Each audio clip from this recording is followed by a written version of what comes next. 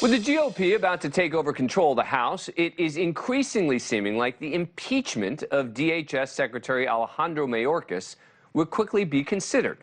Yesterday, 20 GOP House members in a press conference made it clear it'll be a very high priority.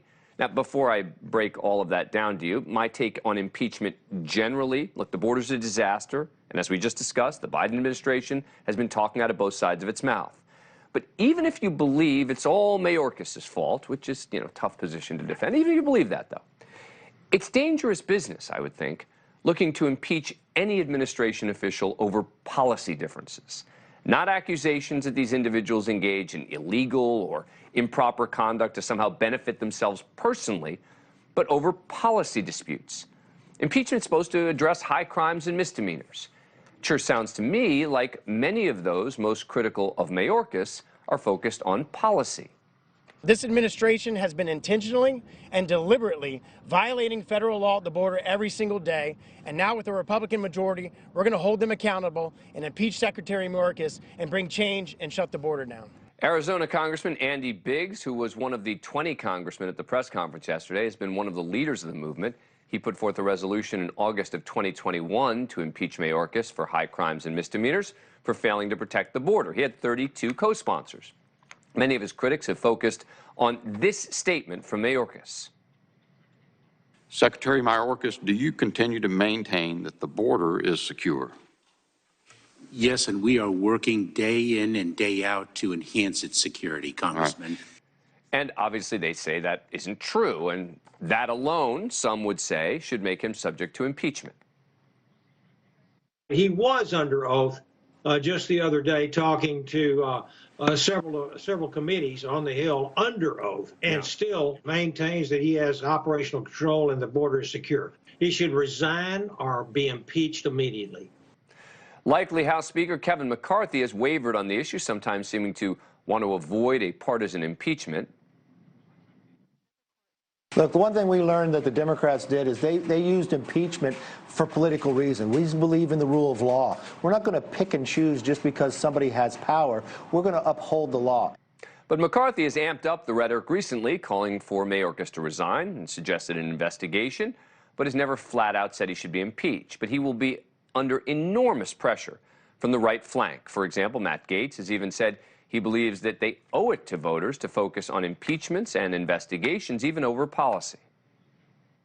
If we don't engage in impeachment inquiries to get the documents and the testimony and the information we need, then I believe that our voters will feel betrayed, and that likely that could be the biggest win the Democrats could hope for in 2024. And we can do that without the Senate and without the White House, and that's why it should be investigations first, policy, bill making to support the lobbyists and the PACs as a far diminished priority.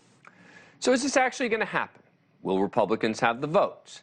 Joining me now is Congressman Barry Moore, a Republican who represents Alabama's 2nd District. He was at the press conference yesterday supporting the impeachment of Mayorkas.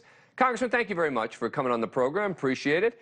All right, so what do you make of my argument that you can disagree with him, you can criticize him, you can certainly criticize the administration's immigration policy or lack thereof, but impeachment is something that should be reserved for something, high crimes and misdemeanors, something where he personally benefits, commits a crime, something like that? Well, it's not political with us. Honestly, the numbers do not lie. It's a matter of just looking at the numbers, if you will, Dan. 230,000 people in the month of October. That's larger than many cities in my state, my home state of Alabama.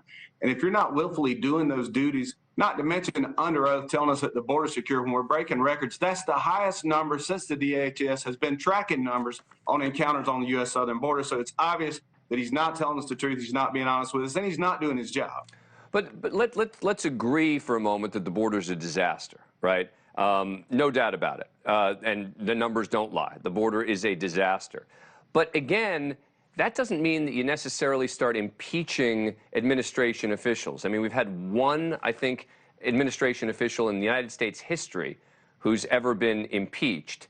And this seems like policy differences. When he says the border's secure, look, the border's not secure, but it's also not a statement under oath that is a lie. It is a disagreement over where we are in terms of immigration. Do you disagree with me on this assessment?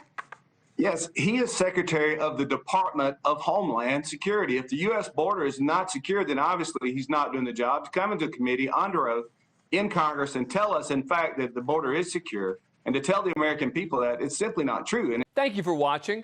Go to newsnationnow.com to find NewsNation on your cable provider. And don't forget to click the red subscribe button below to get more of NewsNation's fact-driven, unbiased coverage.